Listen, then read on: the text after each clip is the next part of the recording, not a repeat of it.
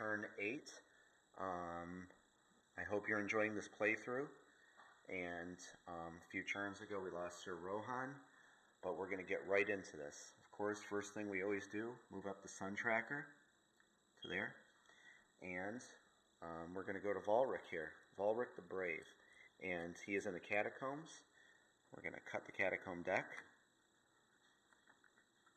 and draw. And he encounters another empty. This is very lucky, actually, very lucky. So he's got 4 cards. So that technically he's going to move 4 spaces. He's kind of under the dungeon, so to speak. Okay, moving right along for turn 8. Olav. Remember, he was in this nice tiled room here, and we're going to go, let's head east. How about that? We'll head east. And then, of course, Mystic Orbo tile. And he enters a corridor. Okay, so remember, in corridors you get to move again. And what's that? They've got some broken weapons, some armor there. So, of course, we're going to keep moving east. These are the only tiles you can move again. So we're going to go there, Mystic Orbo tile.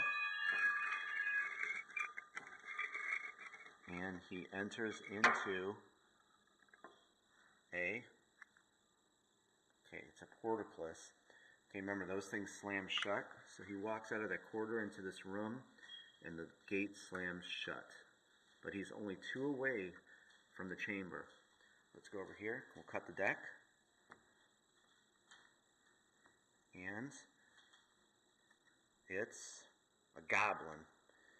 Okay, so he goes into this room, and the gate slams shut, and the goblin comes out. So we're going to get the goblin combat plaques here.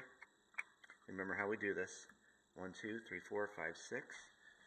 Let's get Ulav's plaques here. And remember, we always have to draw this, like one of these cards randomly. So let's just go, how about this one? Then we have to decide. We're going to say, do we want to attack? Do we want to wait and see or flee? I'm going to say wait and see. Let's see what the goblin does. The goblin flees. So he saw us. We're a total badass, and he just runs off. So that's no combat. He runs away. And so all those cards there have different outcomes. That's what's another cool feature about this game, that you really don't know what you choose of what's going to come out, of what these monsters are going to do. So Olav is done, and then Eldron. Now he's been having incredibly good luck, as you notice. I mean, he's got a pretty good path back once he gets the treasure. So, of course, we're going to move him east, go into the Mystic Orbo tiles,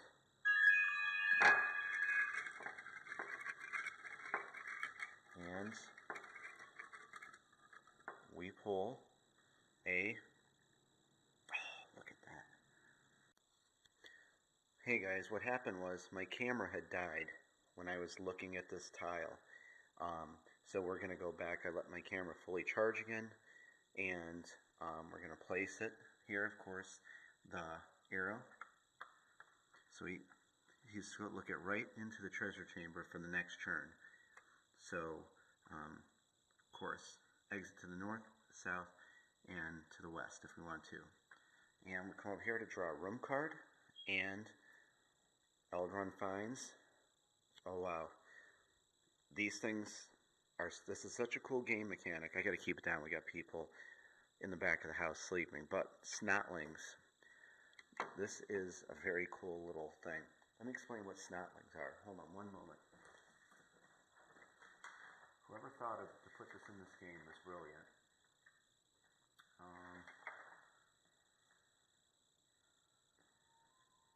Here we go. So check this out, snotlings. One of the stone slabs in the room flips open, and a screaming horde of snotlings rushes out and attacks you. Take the snotling counters and put them beside your character sheet.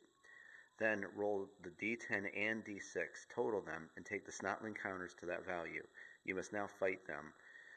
Roll the d10 and see how many you kill in the first round of combat. If there is still any left, you lose 2 LPs, and then roll the d6 and see how many snotlings join the fight. And then basically what it is, you keep doing that. You take 1 hit for everyone that's left. So I know this by heart. So here's what's going on. We walked into this chamber here, and this stone slab opened up and all these snotlings poured out. So the first thing we do is we take a d6. This is such a cool thing, whoever thought of this. We roll. So that's a 6 and a 4, so 10 snotlings have shown up. So we're going to take 10 of these. Snotlings are like little 3-foot, 3.5-foot little crapper guys with this armor and weapons. So let's take 3. So all these snotlings come out at our hero. So right now there's 10 of them. So what we do is we have to see how many we can kill on a d10. So we roll. And look at that, 9. We killed 9 of those things. So let's take 9 of them out.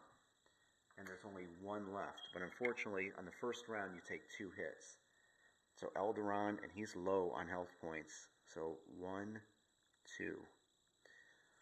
So what happens now is, after we take our hits, more snotlings could come out. And 4 more come out. So then we'll take 3 and a 1. Hopefully you're following this. So now there's 5. And these things can overrun you really fast. So then we take the d10 again. As long as we can get a 5 or higher, we've killed them. 4. We killed 4 of them. And then thereafter, you take 1 hit. So these snotlings are just beating old Elderon up. So we did that. We rolled to see how many more come out. Only 2 come out. So as long as we can get on this roll a 3 or higher, we've killed all the snotlings. 10. 0 means 10, so you know, on a d10. So Elderon has managed to kill all the snotlings. And I've lost 50-50 on these things. This is a really devious card. And you really have a 50-50 chance of killing all these things. So I think that is one of the coolest cards. And I'm glad that this came up so you can see that. Okay, so this is, as you know, Sir Rohan is dead. This is the end of Churn 8. I'm going to make this video, and then we will head to Churn 9 of Dungeon Quest Classic. Alright guys, thank you. Hope you're enjoying this, and be back soon. Bye-bye.